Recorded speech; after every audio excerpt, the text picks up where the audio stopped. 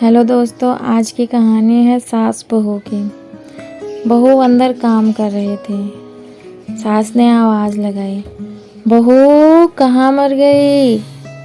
अंदर से आवाज़ आई, जिंदा हूँ माँ जी। तो फिर अभी तक मेरी चाय क्यों नहीं आई? कब से पूजा करके बैठी हूँ।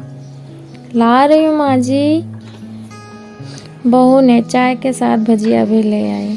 सास ने कहा, तेल का खिलाकर मारोगी क्या? बहू ने कहा, ठीक है माँ जी, ले जाती हूँ। सास ने कहा, रहने दे, अब बना ही दिया है तो खा ही लेती हूँ। सास ने भजिया उठाई और कहा, कितनी गंदी भजिया बनाई है तुमने बहू। बहू, माँ जी मुझे कपड़े धोने हैं, मैं जाती हूँ। बहू दरवाजे के पास छिपकर खड़ी हो गई। सास भजिया पर टूट पड़ी और सारी भजिया चट कर गई। बहू मुस्कुराई और अपने काम पर लग गई। दोपहर के खाने का वक्त हुआ। सास ने फिर से आवाज़ लगाई, कुछ खाने को मिलेगा बहू? बहू ने आवाज़ नहीं दी। सास फिर चिल्लाई, भूखे मारोगी क्या? बहू आई, सामने खिचड़ी रखती। सास ने गुस्से से, ये क्या है? मुझे नहीं खाना इसे, ले जाओ। बहू ने कहा, आपको डॉक्टर ने दिन में खिचड़ी खाने के लिए कहा है, खाना तो पड़ेगा ही। सास ने मुंह बनाते हुए कहा, हाँ तू मेरी सास बन जा। बहू फिर मुस्कुराई और चली गई। आज इनके घर में पूजा थी। बहू सुबह के 4 बजे उठ गई। पहले स्नान किया, फिर फूल लाई, माला बनाई, रसोई साफ की, पकवान और भोजन बनाया। सुबह के 10 बज गए। अब सास भी उठ चुकी थी। बहू पंडित जी के साथ भगवान जी के वस्त्र तैयार कर रहे थे। आज ऑफिस की छुट्टी थी और उनके पति भी घर पर थे। पूजा शुरू हुई। सास चिल्लाई, बहू ये नहीं है, वो नहीं है।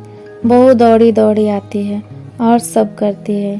अब दोपहर के 3 बज गए थे। आरती की तैयारी चल रही थी। पंडित जी ने सबको आरती करने के लिए बुलाया और सबके हाथों में पूजा की थाली दी। जैसे ही बहू ने थाली पकड़ी, थाली हाथों से गिर पड़ी। शायद भोजन बनाते समय बहू के हाथों में तेल लगा था, जिसे वो पोंछना भूल गई थी। सारे लोग तरह तरह की बातें करने लगे। कैसी बहू है, कुछ नहीं आता, एक भी काम ठीक से नहीं कर सकती, न जाने कैसी बहू उठा ला, एक आरती की थाली भी न संभाल सकी। उसके पति भी गुस्सा हो गए, पर सास चुप रही, कुछ नहीं कहा, बस यही बोलकर छोड़ दिया कि सीख रही है, सीख जाएगी धीरे धीरे। अब सबको खाना परोसा जाने लगा। बहू दौड़ दौड़ के खाना देती, फिर पानी लाती। करीब 70-80 लोग हो गए थे। इधर 2 नौकर और बहू अकेली, फिर भी सारा काम बहुत अच्छे तरीके से कर रही थी। अब उसकी सास और कुछ आस पड़ोस के लोग खाने पर बैठे। बहू ने खाना परोसना शुरू किया। सबको खाना दिया गया। जैसे ही सास ने पहला निवाला मुंह में डाला, तुमने नमक ठीक से नहीं डाला क्या? एक काम भी ठीक से नहीं कर सकती, पता नहीं मेरे बाद कैसे ये घर संभालेगी।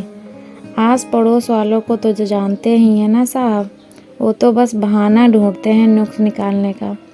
फिर सब शुरू हो गए, ऐसा खाना है, ऐसी बहू है, ये वो वगैरह वगैरह। दिन का खाना हो चुका था। बहू अब बर्तन साफ करने नौकरों के साथ लग गई। रात में जगराता का कार्यक्रम रखा गया था। बहू ने भी 1-2 गीत गाने के लिए स्टेज पर चढ़ी। सास ने जोर से चिल्लाई, मेरी नाक मत कटा देना, गाना नहीं आता तो मत गा, वापस ही आ जा। बहू मुस्कुराई और गाने लगी। सबने उसके गाने की तारीफ की, पर सास मुंह फुलाते हुए बोली, इससे अच्छा तो मैं गाती थी जवानी में, तुझे भी कुछ आता नहीं है। बहू मुस्कुराई और चली गई। अब रात का खाना खिलाया जा रहा था। उसके पति के ऑफिस के दोस्त साइड में ड्रिंक करने लगे।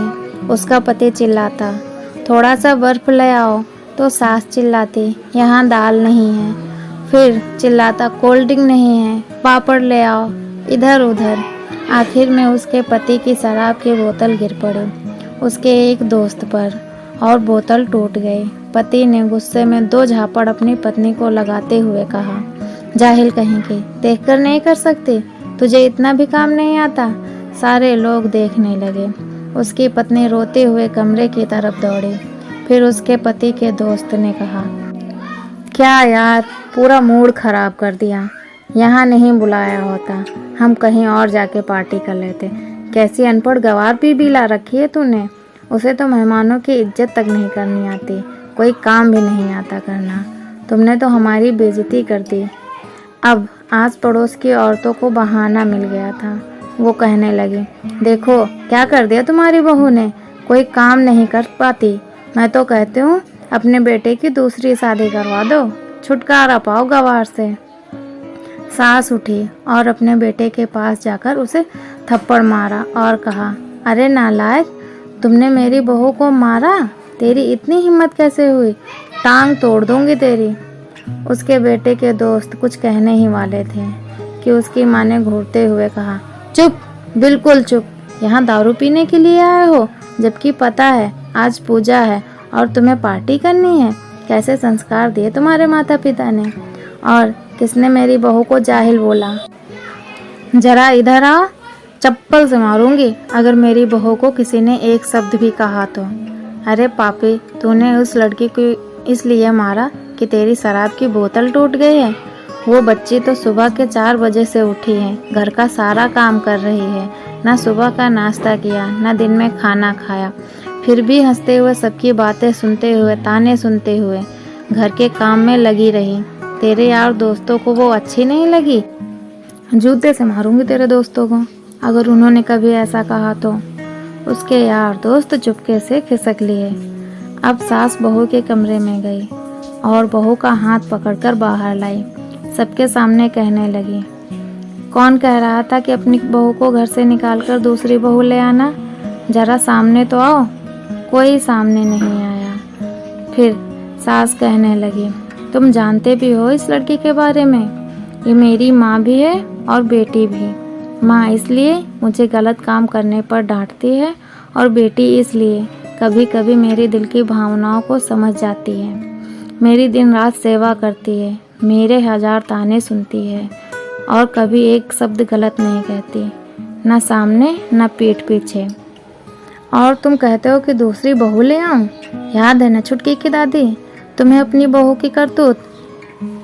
सास ने गुस्से में पड़ोस की महिला को कहा, अभी पिछले ही हफ्ते तुम्हें मियाँ बीवी भूखा छोड़कर घूमने चले गए थे। मेरी इसी बहू ने 7 दिनों तक तुम्हारे घर पर जाकर खाना पानी, यहाँ तक तुम्हारे पैर दबाने जाती थी और तुम इसे जाहिल बोलती हो? जाहिल तो तुम सब हो जो कोयले और हीरे में फ़र्क नहीं जानते। अगर आइंदा मेरी बहू के बारे में किसी ने एक लफ्ज़ भी बोला तो मुझसे बुरा कोई नहीं होगा, क्योंकि ये मेरी बहू नहीं, मेरी बेटी है। बहू सिसकियाँ लेते हुए फिर अपने कमरे में चली गई। सास ने एक प्लेट उठाई और उसमें भोजन परोसा और बहू के कमरे में खुद ले गई। सास को भोजन लाते देखा तो बहू ने कहा, अरे माँ जी, आप ये क्या कर रही हैं? मैं खुद ले लेती।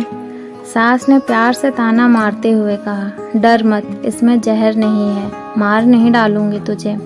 तुझे तो नई सास चाहिए होगी, पर मुझे अभी भी तू घर की बहू चाहिए। बहू ने अपनी सास को रोते हुए गले लगा लिया। सास भी रो दी पहली बार और कहा, चल खाना खा ले। फिर मजाक करते हुए कहा, फिर मेरे पैर दबाने चली आना, और हाँ, ये ख्याल मन में मत लाना कि सास पैर बोलती है, किसी दिन इसका गला दबा दूं, क्योंकि कभी मैं भी ऐसे ही सोचती थी। दोनों खूब हंसने लगे। कुछ रिश्ते बहुत मीठे होते हैं, बस बातें ही कड़वी होती हैं। अगर मेरी ये कहानी आपको अच्छी लगी है तो प्लीज़ लाइक करें, शेयर करें और हमारे चैनल को सब्सक्राइब करें। और कमेंट बॉक्स में लिखकर ज़रूर बताएं हमारी कहानी आपको कैसी लगी। धन्यवाद।